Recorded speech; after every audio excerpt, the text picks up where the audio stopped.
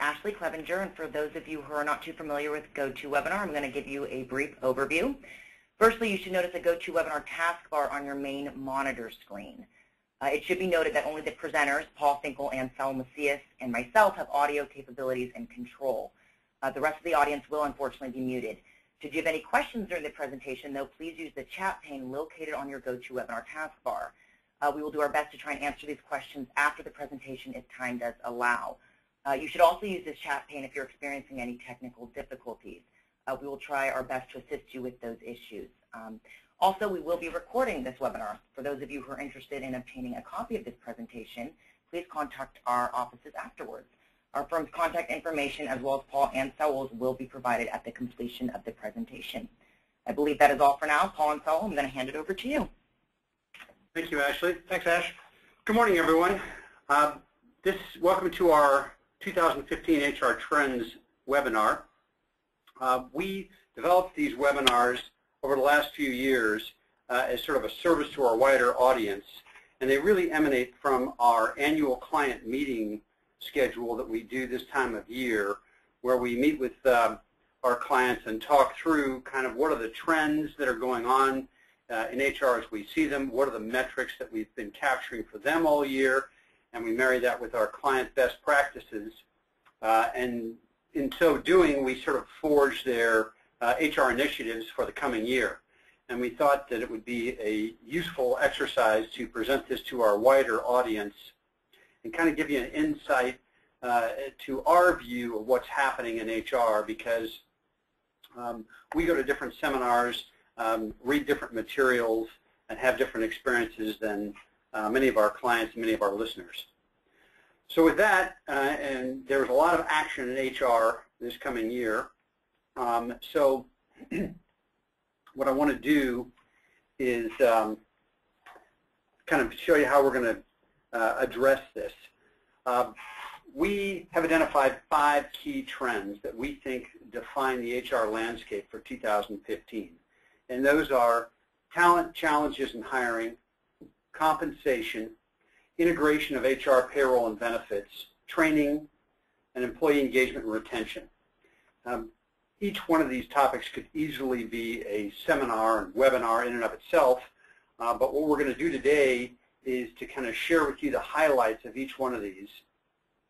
And our format's going to be that we'll tell you about sort of the challenges, we'll give you some approach to address the challenges, and then we'll do a bit of a little poll after each one of the topics to kind of get an idea of where the audience is on each one of the topics. So, as Ashley mentioned, I'm Paul Finkel, President of SharedHR, and there's a little bit of background on me and the sort of work I've done over the years. I'm joined today by my colleague and partner, Saul Macias, and there's a little bit of a background on Saul. Hello, everybody. Thank you for being with us. And so together, we will address these rather important and ambitious topics. Just a bit about our firm. We were founded in 1981, and we're one of the oldest firms in Northern California that does HR consulting. We have very deep roots in technology, employee relations, labor relations, and strategic HR.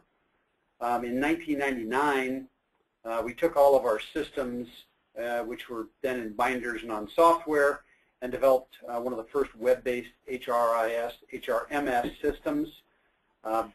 That system, called SharedHR Central, is still in activity today, and we have hundreds of clients in, I think, 18 states now. And now in 2014, we've worked with over 1,000 privately held or closely held organizations, as well as nonprofits. So, on to the topics for today.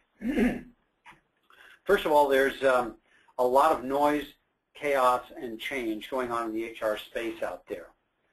Technology is proliferating at a very fast clip. Many of you may have seen advertisements now for free HR and HR technology. Another major trend we're seeing is that many employee benefits insurance brokers are now getting into the HR services realm. And as the ACA creates major disruption and changes in their lives and their former practices, they're seeking to expand their services with their clients. So there's just a lot of confusion action going on out there. So maybe you can tell us a little bit about the macro business environment. Yeah, we're also seeing that there's, in general, of course, the business environment is what we sort of would describe as thawing. There's not only mergers and acquisitions action going on, but there's increased spending, and there's increased spending in areas where that sort of have been neglected over the last several years, particularly since 2008.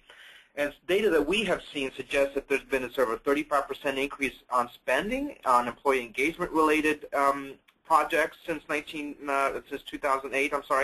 50% increase in recruitment and workforce planning initiatives, as well as in leadership training and development. We're seeing that that as the economy gets better, that people are starting to change jobs, and of course, recruiters are getting busy, probably calling your people, hopefully not, but that's what we're seeing. But probably yes. I mean, on the changing jobs, many of you may have seen the studies and statistics about some estimated between 60 and 70% of employees were reporting during the recession that they were what's known as job hugging. They were hanging on to their existing jobs, even though they were being required to do more with less. Because of staffing cuts, they hung in there because there was no opportunity. There was no option out there. Well, one of the reasons we call it a thawing environment is that after that freeze is over, now there are lots of opportunities. And all this kind of melts into the same pot, which is it makes it a very confusing time to be an employer. We get complicated requirements of the ACA. Plus, for those of you in California, we've seen a proliferation in the Democratic governor's office, along with the democratically controlled legislature, of a proliferation of new laws, which we haven't even fully assimilated yet, which will come effective in 2015.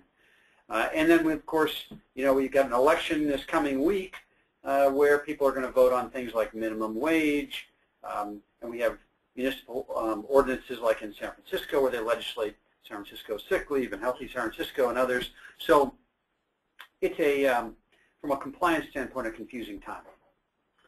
So what is an employer supposed to do? Well, you really need to come up with what we call a defensive strategy and an offensive strategy. On the defensive strategy side of things, basically, it's protecting the organization from employment liability. You have a proliferation of employment litigation going on out there, and I would say employment liability for many of our clients is one of the top 3 risks that the business faces. I spend a decent amount of my time as an expert witness, and there is just a lot of litigation going on you never hear about because these cases get quietly settled. But they do get settled for big money, and it's a real risk. Next, there's compliance requirements, as we talked about before. And then we have this other phenomenon that HR is quickly becoming very technical and data-driven.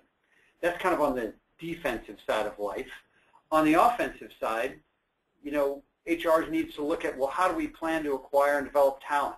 And what are we going to do to ensure that we've engaged our workforce so they'll hang around and add some value? And then likely, what's HR's role in what it really is supposed to do is to support business strategy. So with that backdrop, we are going to jump into a presentation today. Yeah, the only thing I would add to that is that I think, hopefully, I think all of you will agree, we've spent so much time in the last several years focused on the sort of the defensive side of the equation. A lot of the suggestions and ideas that you hear Paul and I talk about in this presentation are going to live more on the offensive side of this equation, because we believe and we've seen that's where a lot of HR departments need to start focusing. So the first trend we want to talk about is the war for talent, really the challenges that one faces trying to bring on talent and hiring them in this current environment, and what you're going to be facing in 2015. So according to some very interesting studies that were recently reported in the Herman Trend Alert, this is a worldwide problem. 37 of 43 countries polled expected staff levels to increase. And yet, the talented workforce is not there in any of those countries. 60% of new jobs over the next few years are estimated to require skills that only 20% of the workforce currently possesses. So, as we'll talk about a little later, training is clearly implied with these kinds of statistics. Next, in 2015, it's estimated that 76% of all U.S. jobs will require STEM skills, science, engineering, math, these technical skills. And as we know, and as you've seen from many of the studies, we're in a great shortage in this country of a workforce with those kinds of skills. So the demand for college-educated workers will outpace supply by 300,000 per year over the next 5 years. That is what the Herman Trend Alert is showing. And then 43% of current employers report they have had unfilled jobs. This is sort of the phenomenon that took place throughout the entire recession. That here we were in a recession where the economy was down, and yet there were unfilled jobs consistently posted throughout that recession. That indicates one major issue. It identifies that skills mismatch that I was referring to earlier in the presentation, that the skills that are required, the competencies needed in organizations are hard to find out there, even when the job market is favorable for employers. And now that it's switching and becoming much more favorable for employees, this problem is going to be exacerbated. It'll be that much more competitive. Yep. So what do you do about all this? Well, we think the first thing you need to do is really understand, well, what are your talent needs today and what are they going to be in the future? That means that HR has really got to be involved in strategy. You've got to have some notion of, well, what are these future skills going to need? And that is really driven by the compass heading of strategy. And when you get down, when you work backwards and say, okay, so how do we offer these positions? Well, have the competencies in our organization changed at all? Do our existing position descriptions really reflect the kinds of skills and competencies we need today and are going to need tomorrow? We found the resounding answer to that is no among many of our clients. And then, given that the workforce and our educational systems are not going to deliver us the skill sets we need in the open market, what are we doing about training? And it's not just what training are we doing. Are we offering training, and are we taking credit for that in our hiring? Because many talented individuals who we might seek to hire are going to be looking and saying, well, if I go to work for this organization, am I going to get any training? So that's a key point. Yeah, that's absolutely right. And in fact, some research that we've seen suggests that up to 70% of recently graduated millennials consider opportunities for growth and training and development as one of their top features and needs in a new job. So they're actively looking for those opportunities. And so if you're not offering them, they're going to go to the next guy.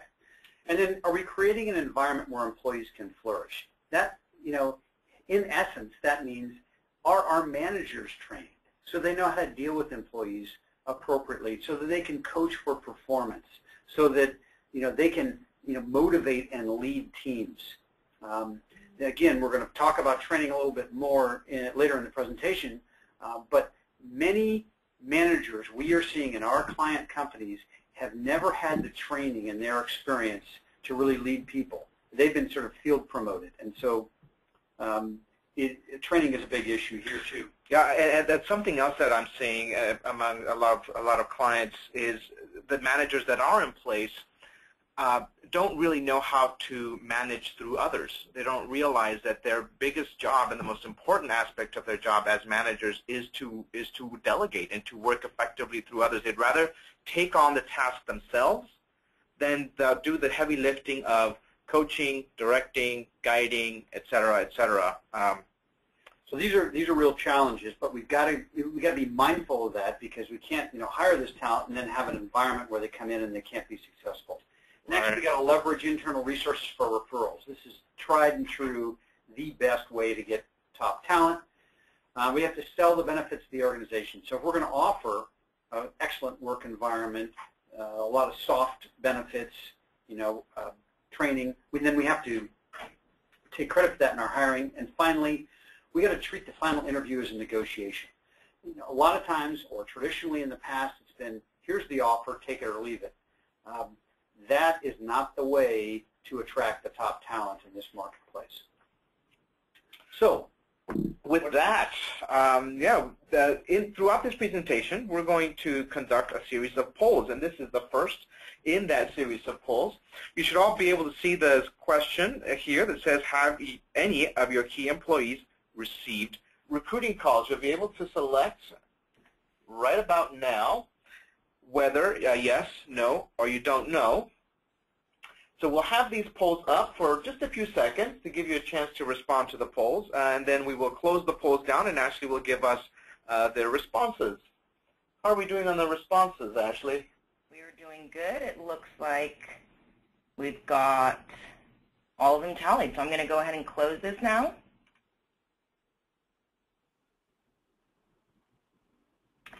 And it looks like we have 92% saying yes, that they've had their key employees receive recruiting calls. We have 0% saying no and 8% in the don't know category. Well, thank you, Ashley. And those of you who don't know, I think you're going to be in the yes category. It is absolutely rampant. As we said earlier, the market is absolutely thawing. And if you don't have one of those environments where people feel like they can grow and learn, they're going to be looking elsewhere. Okay. Well, on that cheery note, let's move to the next section, which is on compensation. So, and related to the mobility in job markets, we now see that compensation is changing rapidly.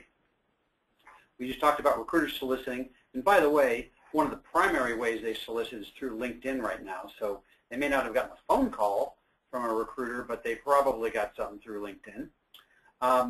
We're also seeing the recurrence of signing bonuses.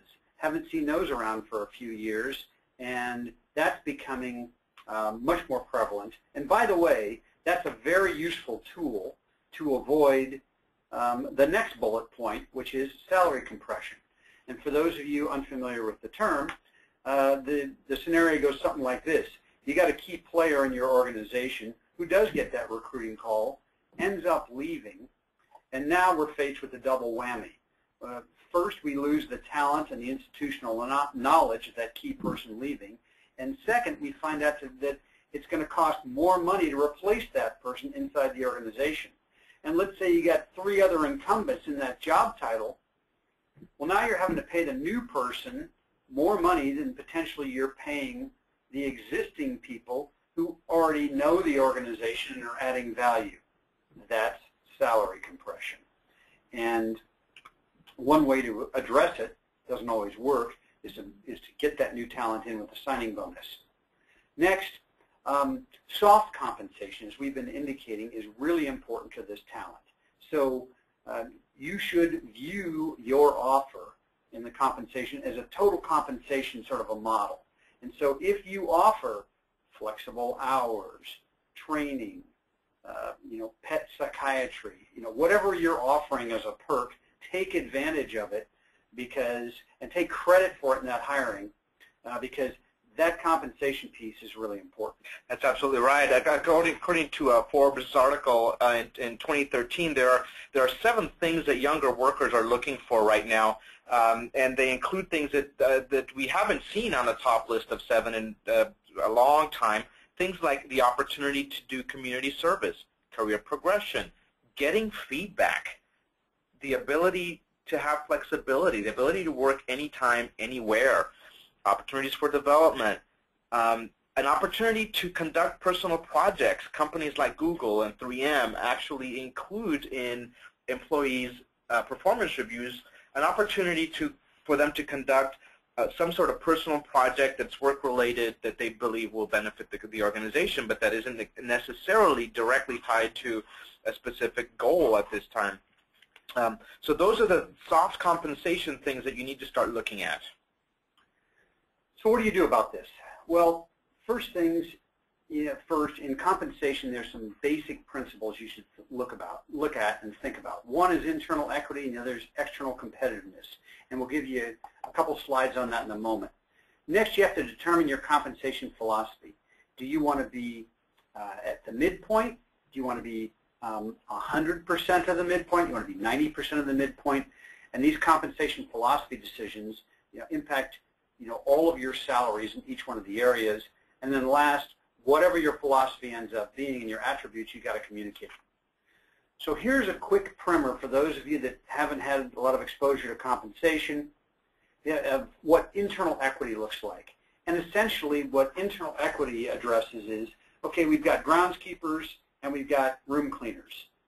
Which group should we be paying more? Should they be paid the same? Should one group be more? What's its value to the organization relative to others? And this is a very disciplined way, yet a customized way for an organization to assess internal equity, ranking, if you will, of the various players that work in the organization. So this just shows you that you can assign a numeric score to each one of your positions based on these factor levels, and you can end up with a score which will help you rank incumbents and then will help you job slot. If you come up with a new position like a social media coordinator or something you may not have had before, it'll give you an objective way to slot that job into the organization. Next,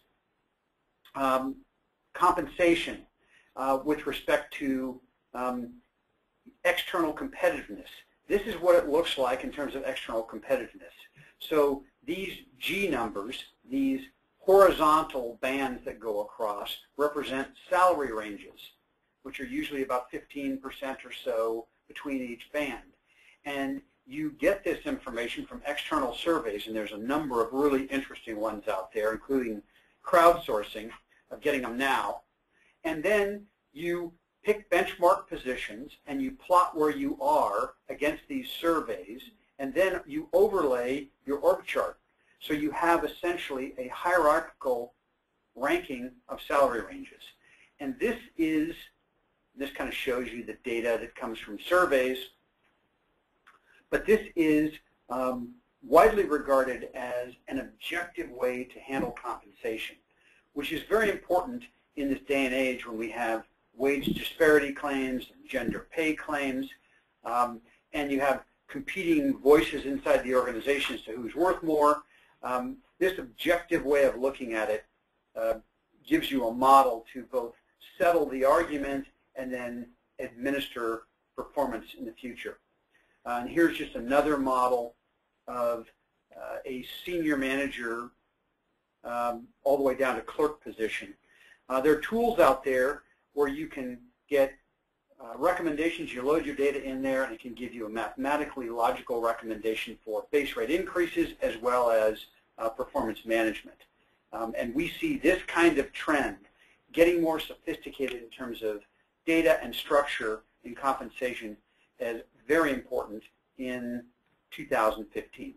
That's right, and a lot of these tools can actually be used across industries, in for-profit, non-profit organizations. They're very, very flexible tools to come at what Paul described as numbers-based decision-making for compensation.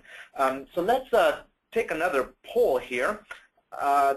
Around compensation, do you feel your compensation is both internally equitable and externally competitive? And I think in this case, we're just going to look at that base compensation because we talked about other aspects of compensation, the soft compensation that's also important in this market. But let's just take a poll here of the compensation in terms of internal equity and externally competitiveness. Ashley, how are we doing? Looks good. Looks like we've got about 70% of the votes in. Okay, let's go ahead and close this. it looks as though we have 42% who feel their compensation is both internally equitable and externally competitive, 58% who feel no, and 0% at don't know. Okay. Good. So there's room there. Well. Okay. Next. The next big trend we'd like to address today is the integration of HR, payroll, and benefits. So this is a trend we've seen for some years, but it's really picking up momentum this last year, and it's going to carry well into 2015 and beyond. It's just becoming the norm that you run payroll, HR, and benefits through technology, and the best way to deliver is clearly through the cloud. So managers, why is this? Well, managers want tools to help manage their teams. Well, once you've worked with a cloud-based HR system, you never want to go back. Managers do not want to wait around for HR to deliver a set of documents or answer an email. They just want to be able to go through self-service once they've learned how to do it and get the key information they need. That information really is HR, payroll, and benefits that should be visible throughout the organization. And there are a number of systems that claim to do it out there, but it's very confusing, number one. But the good news is there are several good choices that an employer can make. That's right. And this is absolutely a strategy that organizations should embrace. There was recently a study by the University of California Center for Effective Organizations that showed that since they've been running this study in 1995 of how HR practitioners use their time, they have found that only 25% of HR's time is used in strategic business partnership. So our thesis here is that if organizations embrace this kind of technology and be able to give employees and managers access to the tools that they need to take care of what often lands on HR's desk, HR will be able to spend more time being more strategic for their organizations.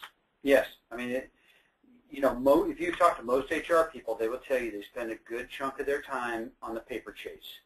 And this last bullet point says that managers and employees now, they expect online information. I mean, they get frustrated and annoyed if they have to wait around. Right. So what do we do about this? Well, we suggest you consider HR, payroll, and benefits as an ecosystem, and that you process map the ecosystem. Why is this? Because a lot of these functional areas, the number one issue we find implementing HR systems is that nobody has taken the time to process map the underlying payroll, HR, and benefit systems. And the right hand doesn't know what the left hand's doing. And if you have a broken process that you haven't smoothed out and sorted through, and you go right to automation, either you're not going to be able to implement or you're going to automate a broken process and have a more efficient broken process, neither of which is really what you're after. So next, you should properly structure the organization, meaning the governance of this software and systems, and that means accounting and HR should all be integrated. And you need to integrate the technology. It doesn't have to be one database, but they do need to be integrated in our opinion. And then, if you can't implement it yourself, make sure you get help. We have had a lot of experience this last year trying to help employers implement systems which they spent the big bucks to invest in, but they just couldn't get it across the line. And it doesn't become effective. It doesn't come alive in your organization unless you cross that finish line. That's right. And actually, our research suggests that only 30% of systems, of all systems implemented, only 30% are considered quote-unquote completed. And of the systems that are completed, 30% are actually they're only using 30% of the capabilities. So of the systems that are being implemented, they're not getting finished, and they're not fully utilizing all the functionality of the systems to help sort of create that leverage that we need to make us more effective. So here's kind of an overview of what we see. There's a confluence now of HR, payroll, and benefits. and this is a rather simple slide of a Venn diagram, but the way it plays out effectively in organizations looks in the ideal world like this. So you've got, usually it's under the CFO's wing, but in the ideal world you've got HR in its own section, its own branch of the tree, running HRIS, employee relations and all the HR functions, payroll and benefits, all fitting into HR. Frequently, we see one or more of these functions over on the finance side.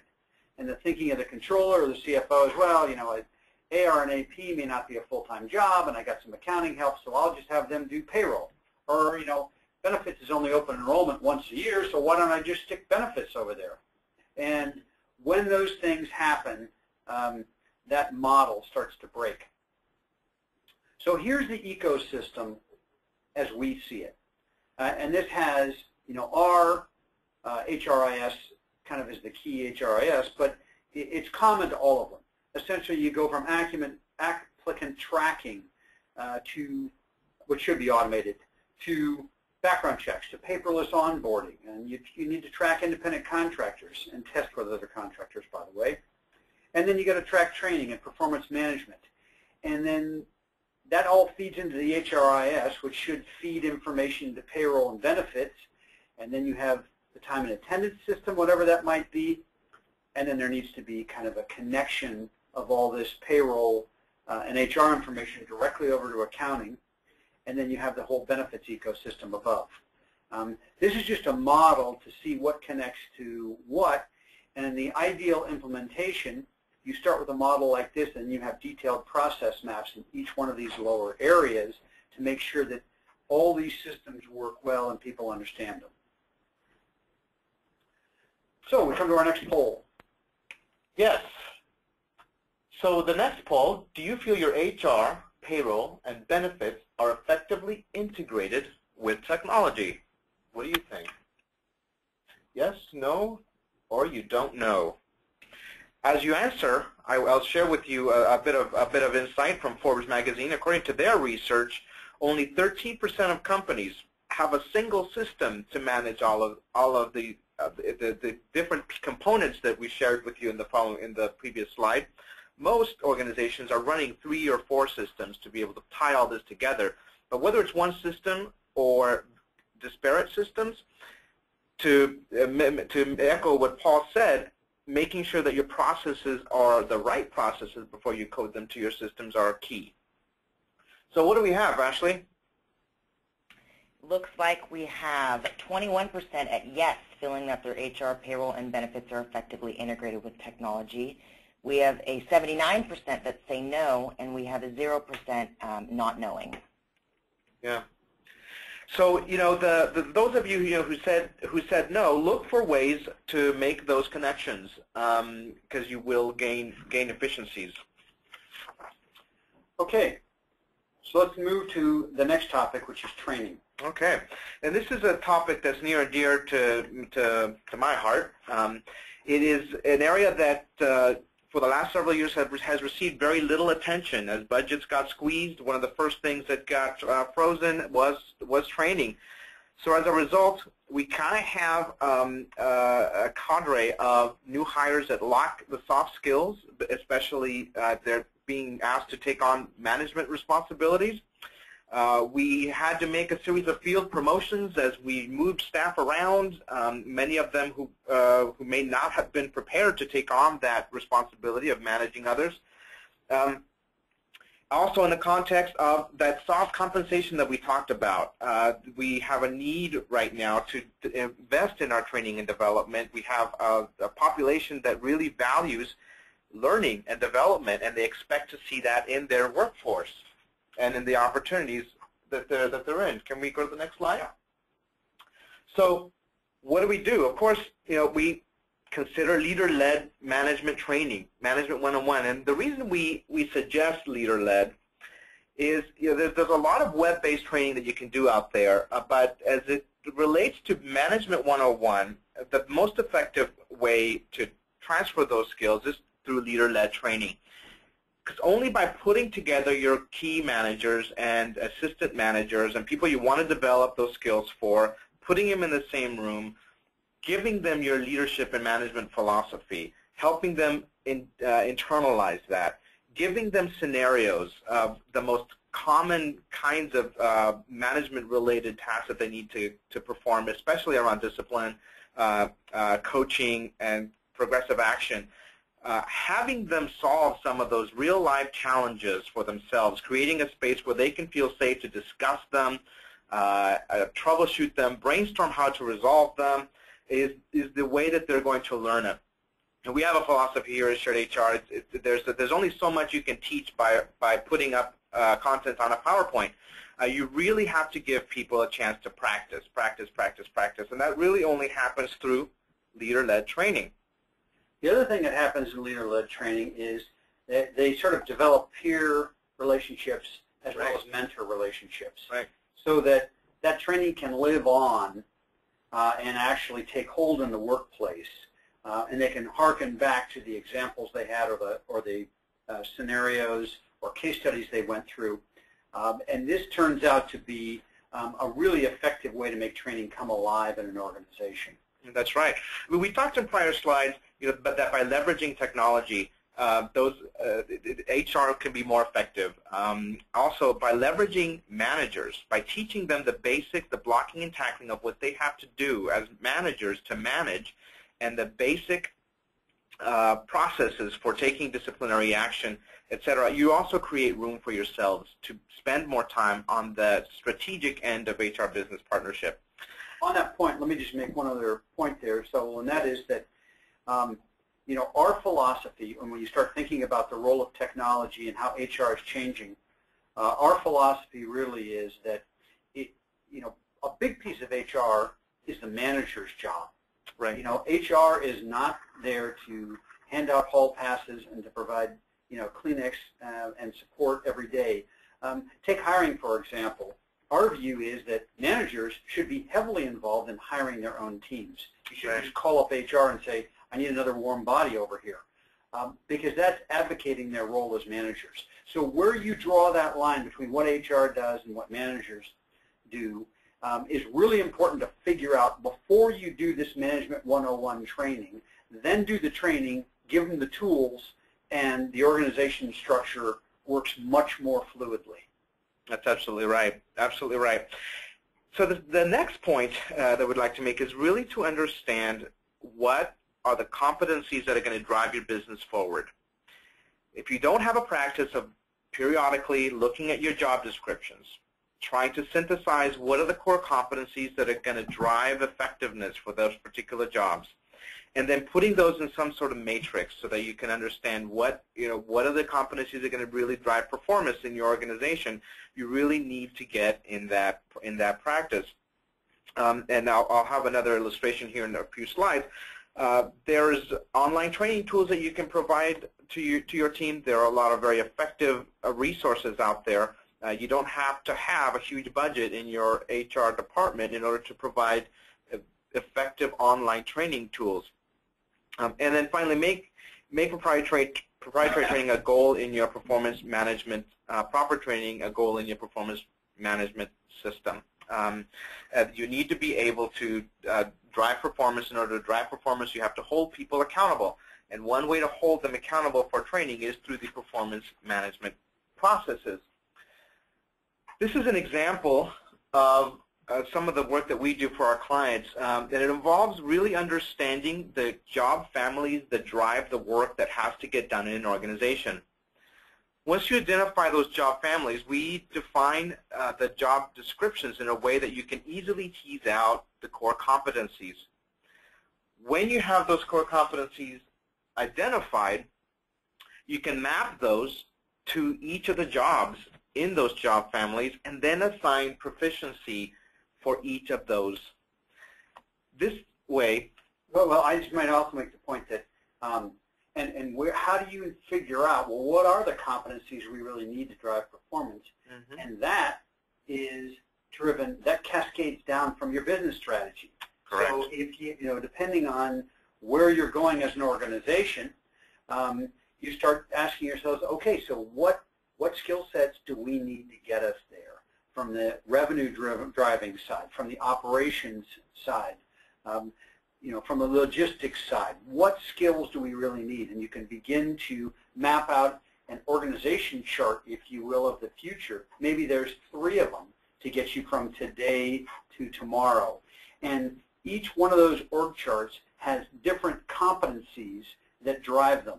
So it all comes back to this. If you really are clear on what competencies you need in your organization, then that helps you find the right candidate, determine what training you need, and get everybody's arrows kind of pointed in the right direction. That's right. And in this day and age, with our young workers ever so focused on how one gets from one level to the next, having a clear picture that you can present to them is very reassuring and will help you retain that talent.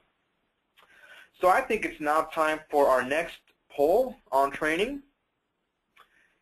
Do you feel your training is adequate to support your growth and achievement of business objectives?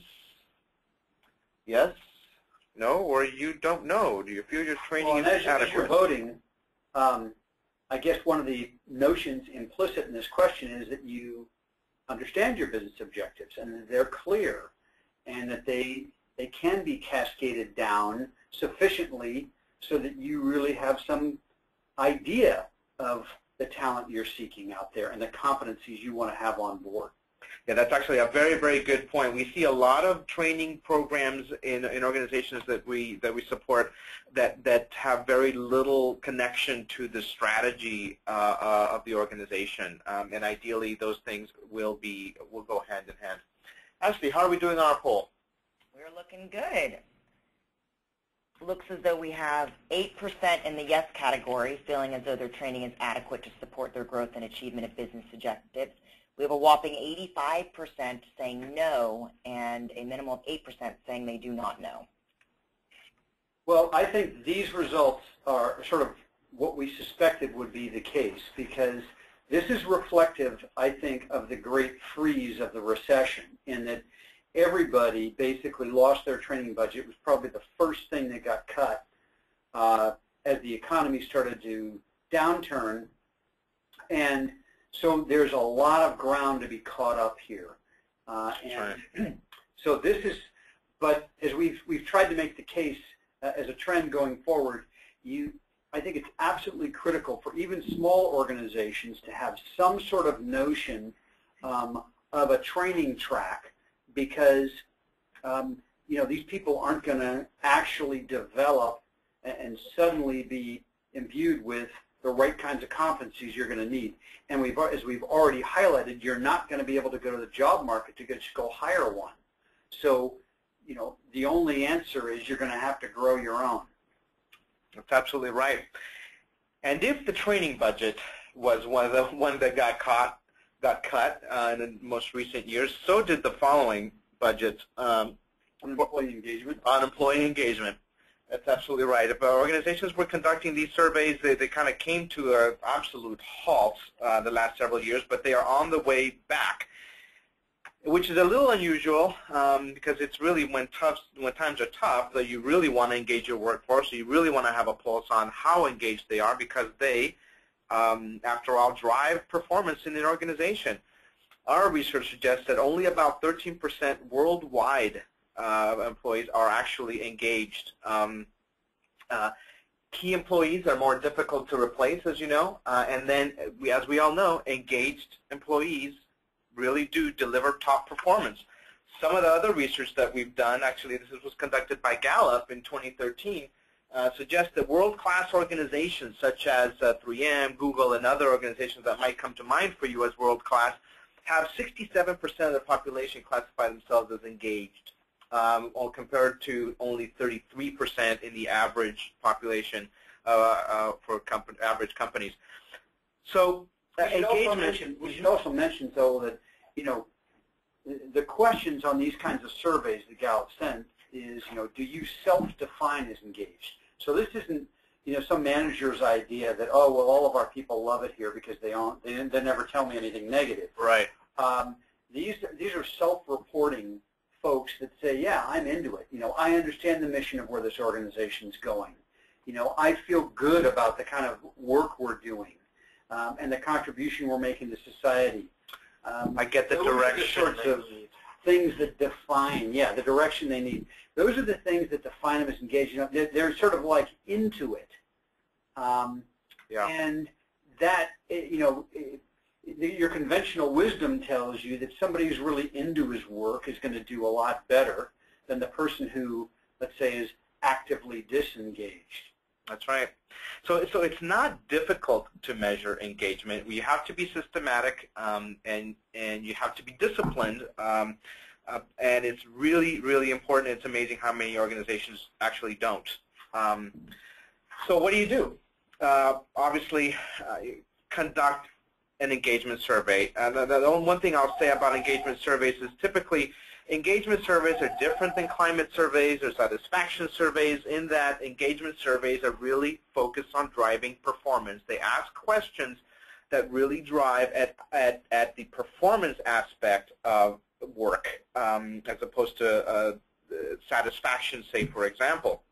And typically, the results and the outcomes and the projects that come out of those engagement surveys are driven by management. It is management's responsibility to address the issues that come out of engagement surveys.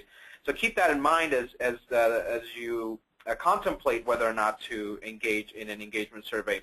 So before we jump into that, let me just say we intentionally put the word professional in there because there are survey tools out there, and there's several choices that an employer has. And by picking a professional one, you know that the questions are validated. That means that you're not asking any inappropriate question that's going to land you in front of the EEOC. It also means that you can get normative data, and we'll talk more about that in a moment. Right. But we had an example earlier this year where one of our clients got wind that the employees were unhappy with management. So they just went to SurveyMonkey, put together a few questions, put them out there, and the results came back really negative, particularly negative about the CEO of this organization. And let's just say he wasn't real happy about it, and the methodology was called into question, and it turned into a giant issue.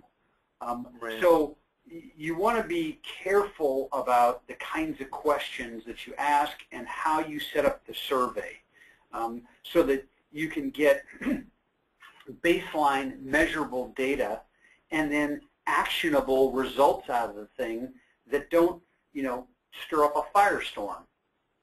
Yeah, that's exactly right. And a good survey provider is going to be able to give you options to compare yourself against your peers. Not that that's the most important thing. Really, the most important thing in the engagement survey is to be able to compare yourself against your results the prior year and to show that you're moving the needle, as they say. You're improving in certain categories. But it does help to have that normative data because if I could, here's another reason to have the normative data. One of the questions might be, are you satisfied with your pay? Well, who is ever satisfied with their pay? And so I've heard the CEO say, well, everybody's unhappy with that. This is meaningless. But it's not meaningless if you have normative data, because if you have a greater percentage of people dissatisfied with pay in your organization versus the norm, then that actually is something you ought to be concerned about. And as opposed to just the general question out into the abyss, anybody could be, paid more, of course. Mm-hmm. So that's just, and it's particularly important in that first year, if you haven't done an engagement survey in a long time, to have that kind of data, because then, in subsequent years, you can measure off what employees said before, because you'll have a baseline. Right. But that first year, then the normative data is really important. It's really the only data point that you have, and when you're comparing yourself to your peers, well, those are the people calling your employees, as we clearly illustrated earlier in this presentation. So normative data is very, very important in employee engagement. It's not just about running the SurveyMonkey questionnaire.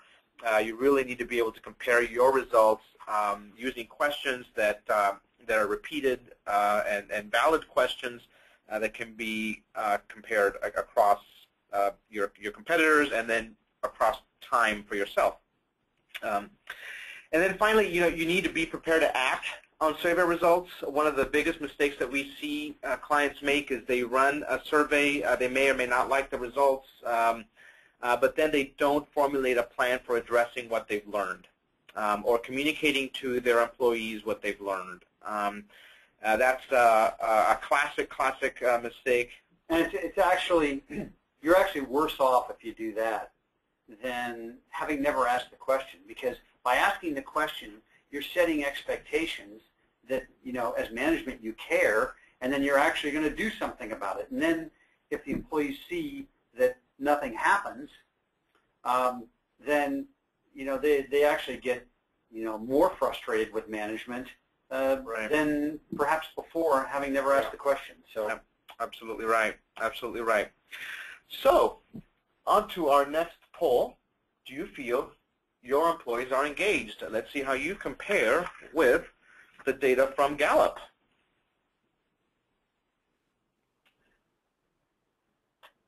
and this can be just your impression right now. I mean, Sure. if you don't run a formal survey and you don't really know, then you may not know. But working in an organization, you can just walk around and get a decent You have a feeling as pulse. to whether people are engaged. You have a sense. How are we doing, Ashley? We are doing good. I'm going to go ahead and close this out now. Looks like we have a 64% feeling their employees are engaged. We have 36% at no, and luckily 0 at don't know. Well, that's good. Very good. We have a lot of world-class companies on the line. Outstanding. Okay, so what we've done now, we've kind of reached the conclusion of our trends report on our trends for 2015.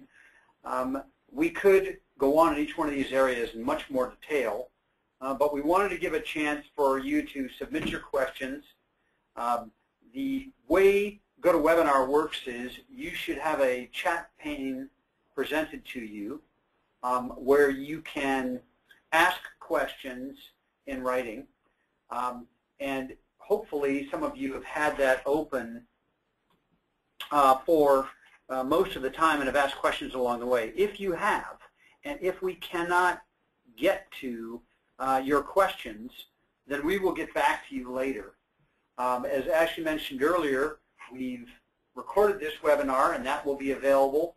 And for those who would like a copy of the PowerPoint we've been working from, then we can send that to you as well as part of the follow-up, which we will be doing.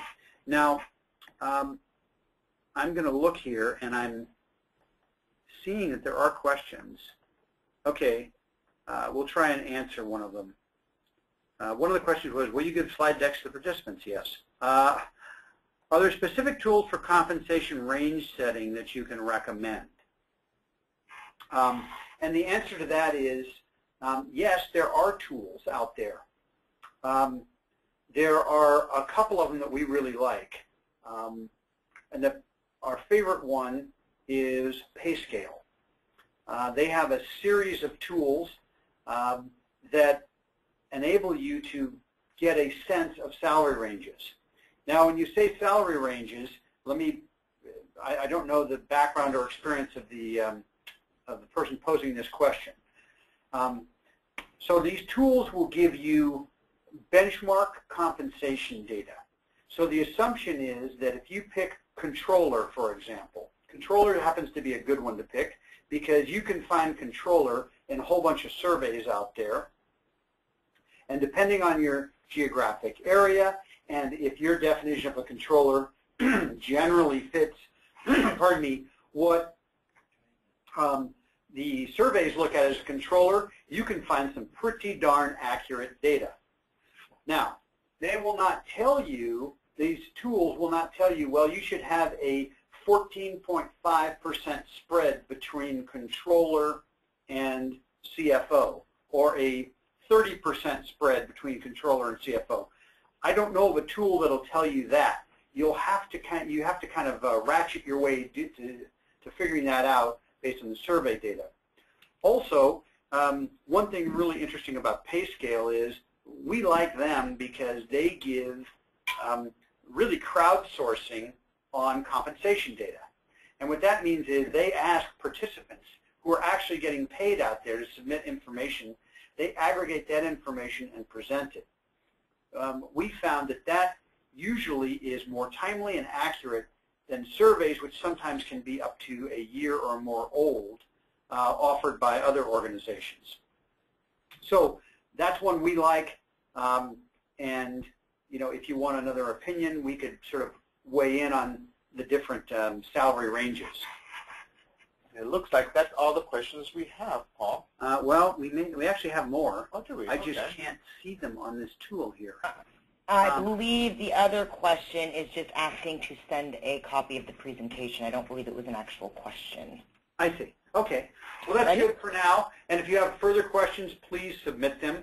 We'll close off a little early, and we'll thank all of you for the time that you've spent with us today, and hopefully you've learned something. Thank you all very much. Thanks very much for attending. Take care.